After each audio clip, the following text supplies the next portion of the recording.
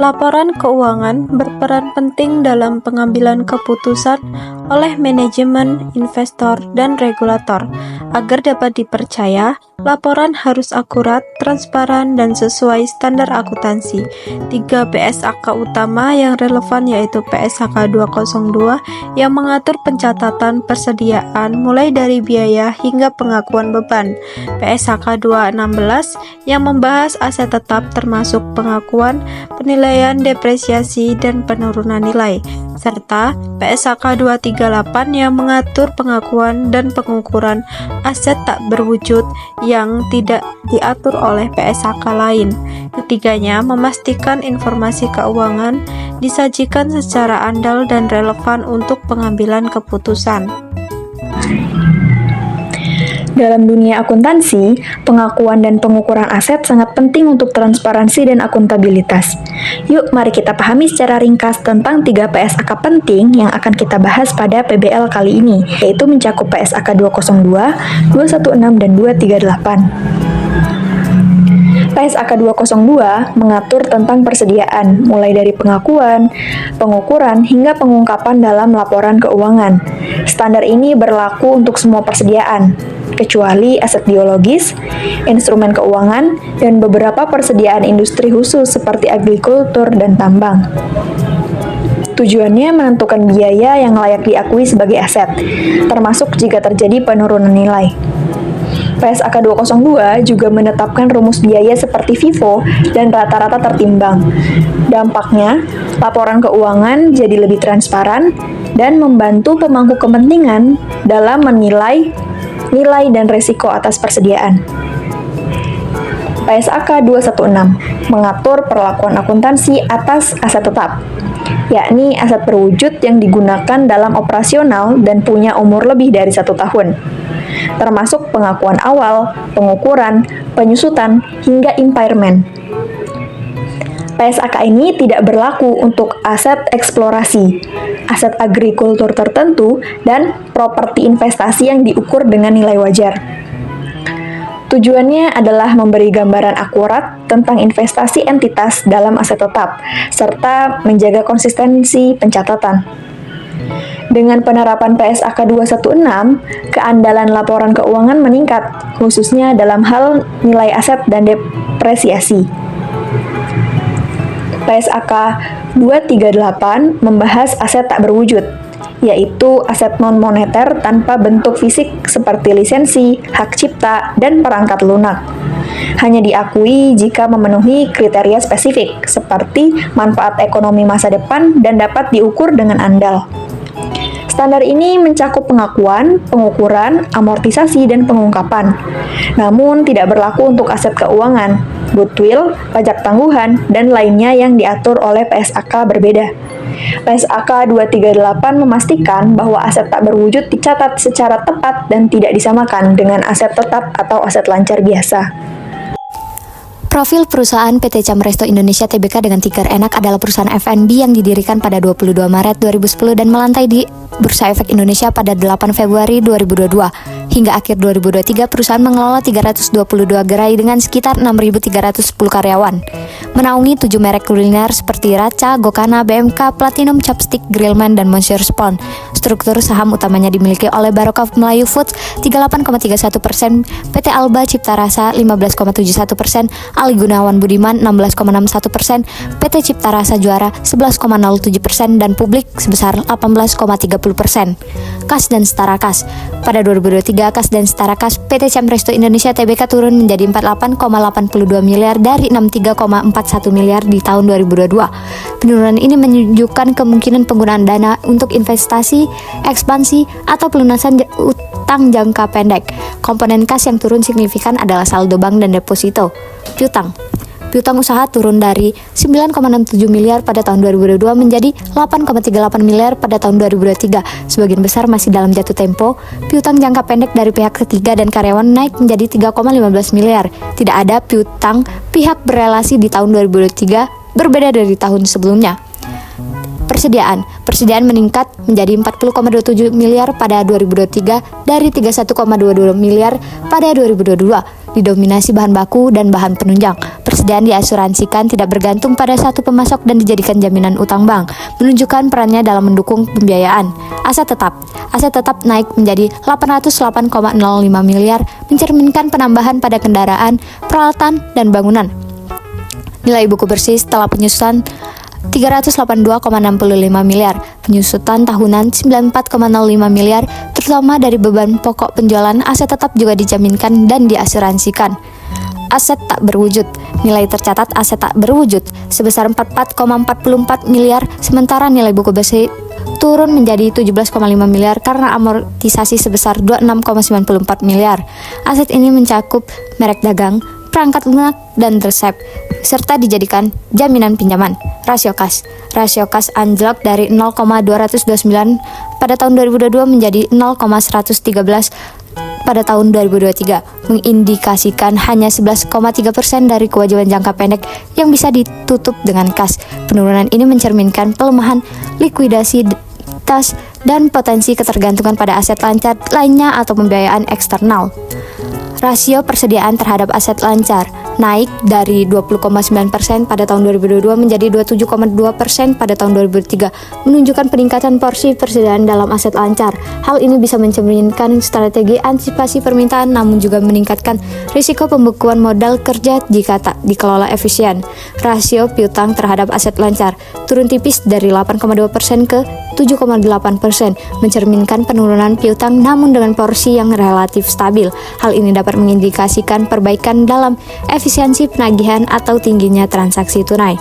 Rasio aset tetap terhadap total aset naik dari 33,26% pada tahun 2022 ke 36,13% pada tahun 2023, menunjukkan adanya peningkatan investasi pada aset berwujud.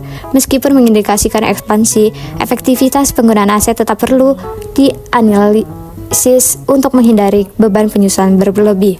Rasio aset tak berwujud terhadap total aset turun dari 2,91% ke 1,65%, kemungkinan disebabkan oleh amortisasi atau tidak adanya penambahan aset baru. Meski kecil, aset tak berwujud tetap penting secara strategis karena mendukung nilai merek dan daya saing perusahaan. Menerapkan PSAK 202 dalam pengakuan, pengukuran, pelaporan, dan pengungkapan persediaan. Analisis ini bertujuan menilai kesesuaian praktik perusahaan dengan standar akuntansi yang berlaku, serta mengidentifikasi potensi ketidaksesuaian yang dapat mempengaruhi transparansi dan keandalan laporan keuangan perusahaan. PSAK 202 paragraf 34, persediaan diakui sebagai HPP saat dijual, penurunan nilai dicatat sebagai beban. PT CAM Resto Indonesia mencatat HPP sebesar 451,7 miliar rupiah yang mencakup bahan baku, bumbu, dan kemasan sesuai karena dicatat saat barang dijual. PSAK 202 paragraf 35, persediaan yang digunakan untuk membangun aset tetap diakui sebagai aset, bukan beban.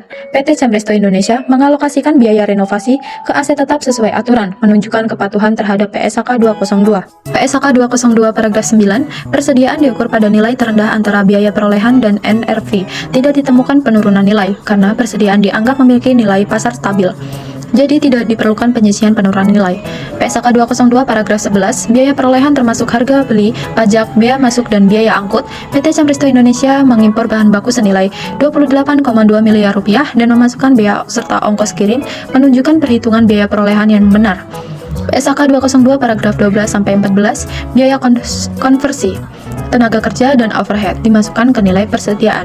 PT CAM Resto Indonesia memasukkan overhead seperti listrik dan bahan tambahan ke nilai persediaan secara profesional sesuai prinsip akuntansi yang wajar.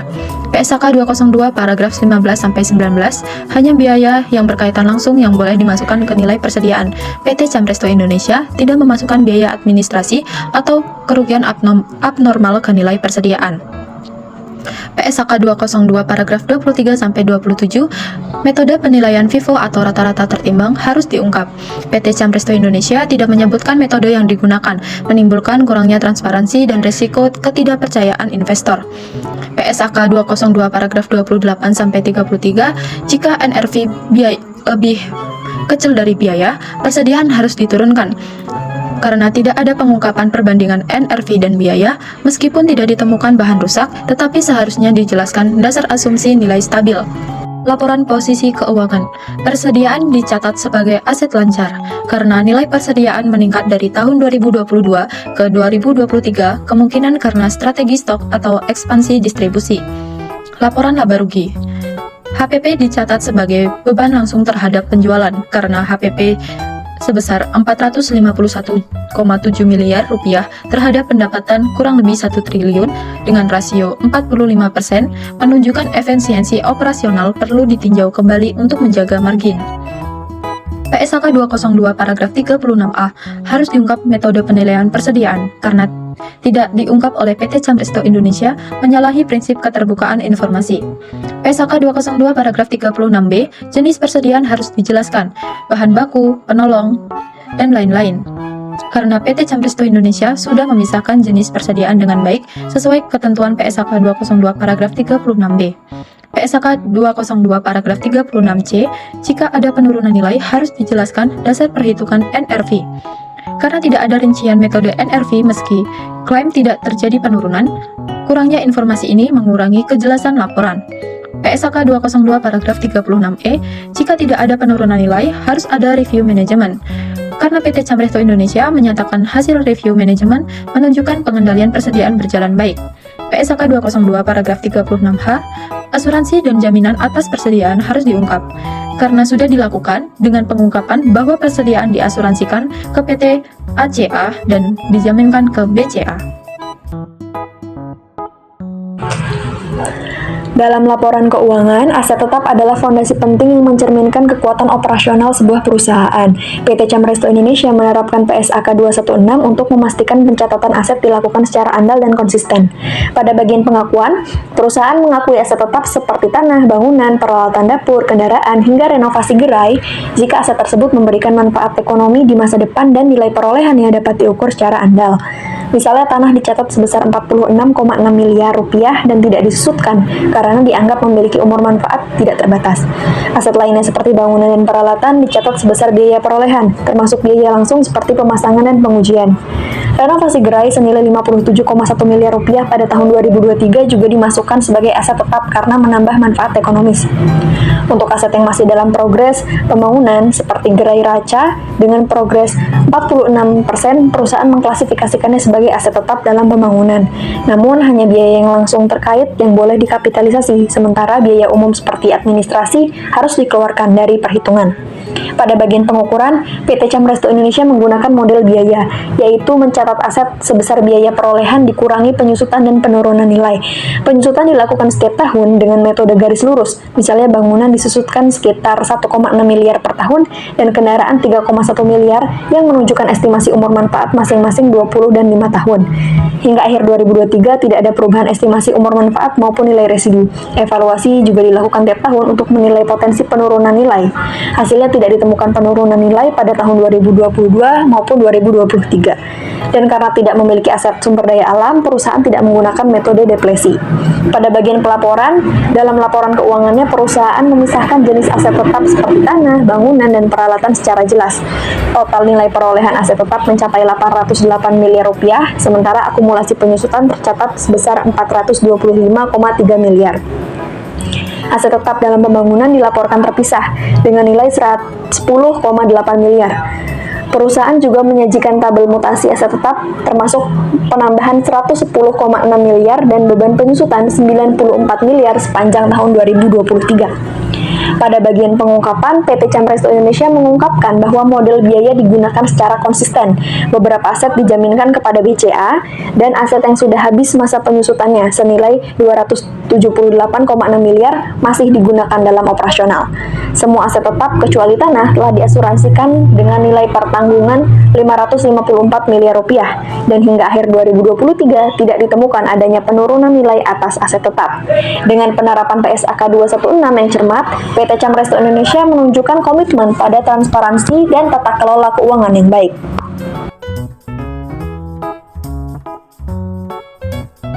Yang pertama ada pengakuan. PSAK 238 paragraf 8-17 menyebut aset tak berwujud diakui jika teridentifikasi, dikendalikan entitas, dan memberi manfaat ekonomi di masa depan.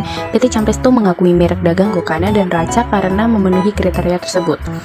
PSAK 238 paragraf 17 menegaskan manfaat ekonomi dapat berasal dari hak intelektual yang digunakan dalam proses produksi seperti merek Gokana dan Raca yang mendukung pendapatan masa depan. PSAK 238 paragraf 24 menyatakan bahwa pengakuan awal aset tak berwujud dilakukan sebesar biaya perolehan PT Campresto mencatat nilai awal sebesar 44,4 miliar. Lalu ada pengukuran. PSAK 238 paragraf 21B menyatakan bahwa biaya perolehan aset harus dapat diukur secara andal. PT Campresto Indonesia mematuhi ini dengan mencatat nilai aset berdasarkan merek dagang secara rinci.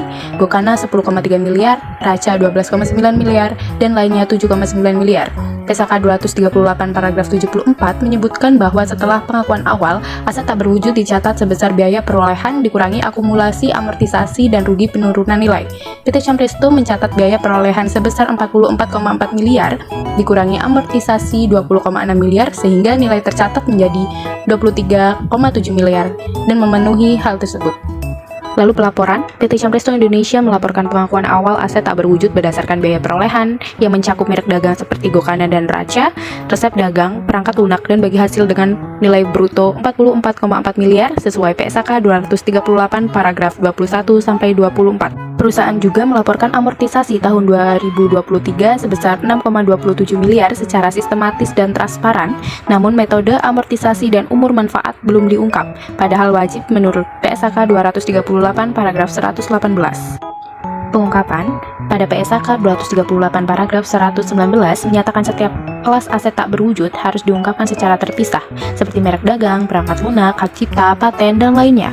PT Campresto Indonesia telah mematuhi hal ini dengan mengungkapkan merek dagang seperti Gokana dan Raca, resep dagang, perangkat lunak, serta bagi hasil secara lengkap. Lalu, PSAK 238 paragraf 118C mengungkapkan nilai tercatat bruto aset tak berwujud pada awal dan akhir periode. PT Campresto Indonesia telah mengungkapkan informasi ini dengan jelas, yaitu total nilai perolehan 44,4 miliar. PSAK 238 paragraf 118C juga mengungkapkan akumulasi amortisasi dari aset tak berwujud. PT Campresto Indonesia telah mengungkapkan saldo awal amortisasi sebesar 20,6 miliar dengan penambahan selama tahun berjalan 6,2 miliar dan saldo akhir sebesar 26,9 miliar. Simpulannya, penelitian ini menganalisis penerapan PSAK 202, 216, dan 238 dalam pelaporan keuangan PT Campresto Indonesia. Secara umum, perusahaan telah mengikuti prinsip dasar dari ketiga standar tersebut, namun masih terdapat kekurangan dalam hal pengungkapan informasi. Dalam PSAK 202, persediaan telah diakui dan diukur berdasarkan biaya perolehan, tetapi belum dijelaskan metode penilaiannya yang digunakan serta tidak disajikan nilai realisasi neto atau NRV. Untuk PSAK 216, aset tetap seperti tanah dan peralatan dicatat sesuai biaya perolehan dan disusutkan secara sistematis. Namun, informasi tentang metode penyusutan, estimasi umur manfaat, dan nilai residu kurang rinci, serta tidak ada analisis mendalam terkait penurunan nilai. Sementara PSAK 238, perusahaan telah mengakui aset tak berwujud seperti merek dagang, resep, perangkat lunak, namun belum mengungkapkan metode amortisasi dan umur manfaatnya. Oleh karena itu, meskipun implementasinya sudah cukup baik, PT Campresto Indonesia perlu meningkatkan kualitas pengungkapan agar laporan keuangan lebih transparan, akurat, dan memenuhi prinsip akuntabilitas.